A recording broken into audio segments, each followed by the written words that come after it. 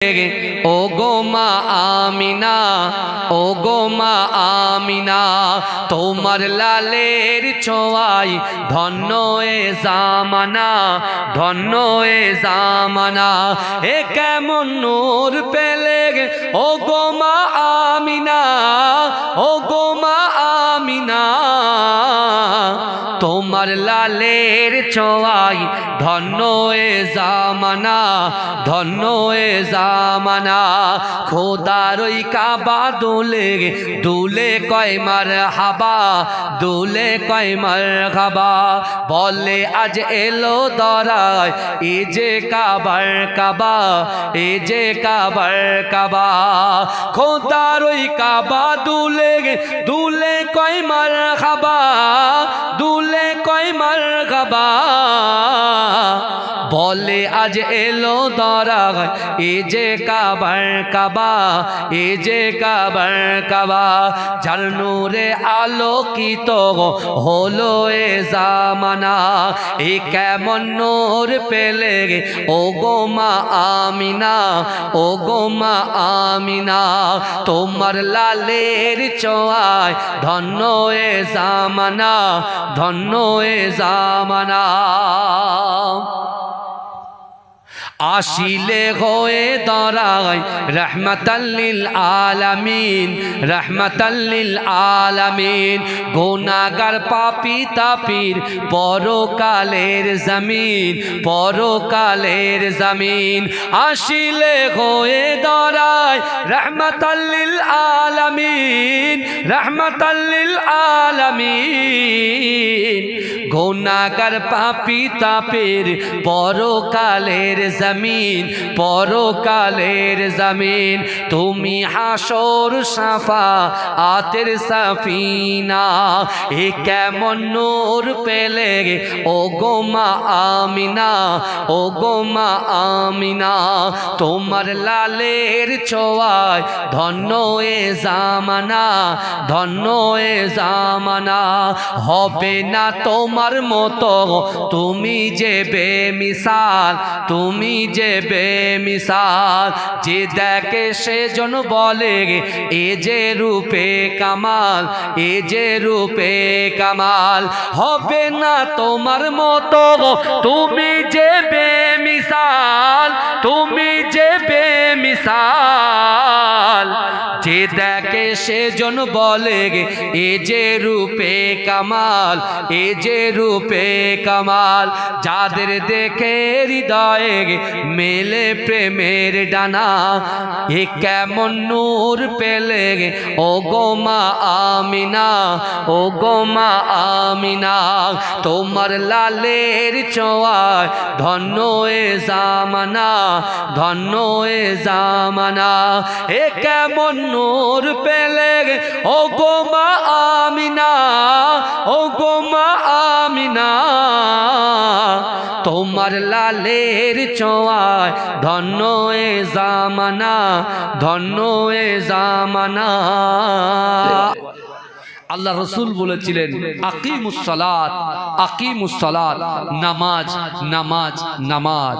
অর্থাৎ তোমরা যদি আল্লাহর ভয়, রাসূলুল্লাহর মোহাব্বত আর নামাজের পাটিতে বসে তোমাদের অন্তরের কথা আল্লাহর সঙ্গে শেয়ার করতে পারো, অবশ্যই অবশ্যই আল্লাহ তোমাদের অসম্ভবকে সম্ভব করে দেবে। জোরে বলেন, জোরে বলা যাবে না। দরুদ শরীফ পড়ুন আল্লাহুম্মা।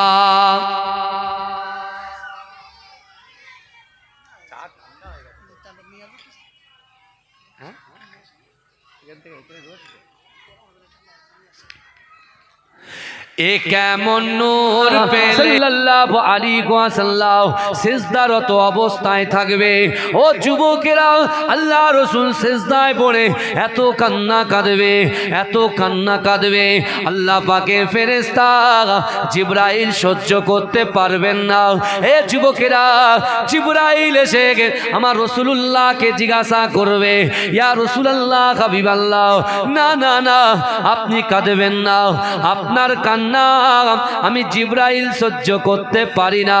হে যুবকেরা, হে নবী পাকের উম্মতিরা, আমার দয়ার নবী বলবে, ও জিবরাইল, না না না, এই কিয়ামতের মহামাঠ মহাময়দানে আমার উম্মতিরা কেমন অবস্থায় আছে, কোথায় আছে, আমি রাসূলুল্লাহ তাদের কথা চিন্তা করে কাঁদি।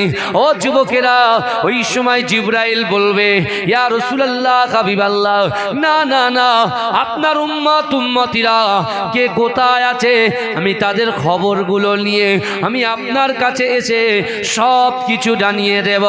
ও যুবকেরা, জিবরাইল গেলেন, জিবরাইল ঘুরে ঘুরে ঘুরে ঘুরে আল্লাহ রসুলের কাছে হাজির হয়ে বললেন, ইয়া রাসূলুল্লাহ, হাবিবাল্লাহ, আমি পুলসিরাতের কাছে গেলাম, আপনার উম্মতিদের সঙ্গে আমি জিবরাইল আপনাকেও দেখতে পেলাম।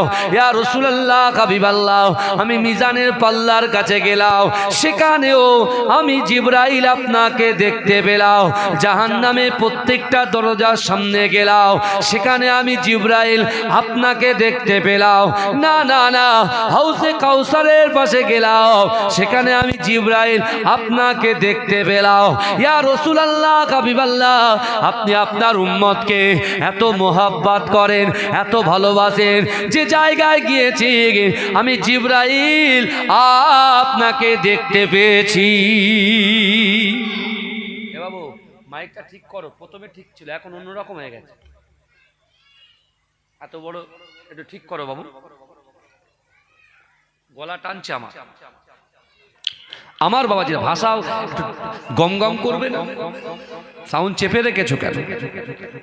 একটু তাকবীর দান তো, নারে তাকবীর, আরো জোরে হবে না নারে তাকবীর, আরো মহব্বতে হবে না নারে তাকবীর। এ যুবকেরা, চিন্তা করেন আমার রসুল আমাদের মতো গুনাহগার উম্মতকে কতটা ভালোবাসে, আর সেই রসুলে বার্তা দিয়েছে দুনিয়ার জমিনে, আসমানের নিচে, জমিনের উপরে আমার যত উম্মতি আছে, তারা যদি কোনো সমস্যায় পড়ে, তাদের দ্বারাই যেটা অসম্ভব, আমি রাসূলুল্লাহ জবান থেকে যে কথা বলি, আসমানের উপরে ওই কথাটাকে আমার আল্লাহ কবুল করে নেয়। অর্থাৎ আমি রাসূলুল্লাহ জানিয়ে দিলাম, আল্লাহকে ভয় করো, রসুলকে মোহাব্বত করো, আর নামাজের পাটিতে বসে তোমার অন্তরের কথা, মনের কথা, ইচ্ছার কথা, আকাঙ্ক্ষার কথা, উদ্দেশ্যর কথা তুমি যদি আল্লাহর সঙ্গে শেয়ার করতে পারো, আল্লাহ তোমার অসম্ভবকে, নারীদের অসম্ভবকে, যুবকদের অসম্ভবকে আল্লাহ সম্ভব করে দেবে। জোরে বলে, জোরে বলুন না। আল্লাহ তো এমনি এমনি সৃষ্টি করে আমাদেরকে ছেড়ে দেয়নি, ভালো করে বোঝেন আমার সোনার ভাইরা, আল্লাহ এমনি এমনি আমাদেরকে ছেড়ে দেয়নি। আল্লাহ আমাদেরকে ইজ্জত দিয়েছে, আল্লাহ আমাদের সম্মান দিয়েছে। হয়তো দুনিয়ার জমিনে আমরা এটা বলতে পারি যে আল্লাহ ওকে 4 তলা দিয়েছেন আর আমার টালির বাড়ি,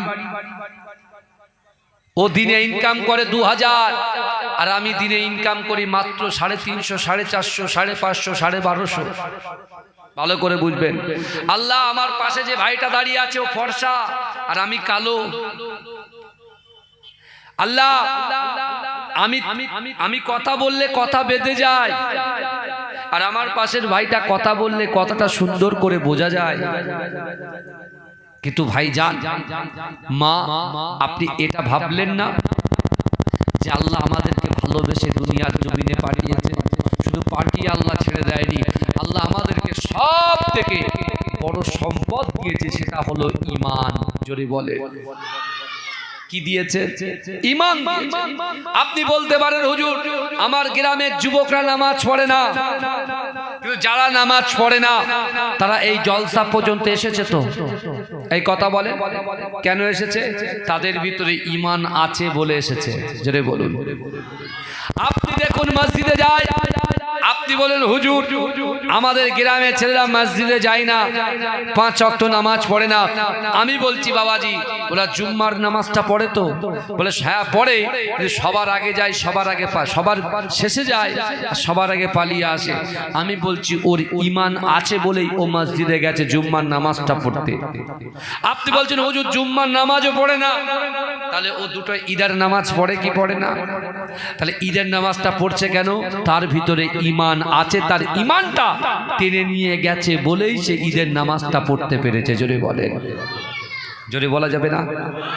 তাহলে আমাদের ঈমান হওয়া উচিত, আমাদের ঈমানের মজবুতি হওয়া উচিত যে আল্লাহ আপনি যদি আমার 450 550 টাকায় যদি আপনি সন্তুষ্ট হন, আপনার গোলাম আমি, আপনার বান্দা আমিও সন্তুষ্ট। জোরে বলে আল্লাহ আমার টালির বাড়িতে যদি আপনি সন্তুষ্ট হন, আমি আপনার গোলাম।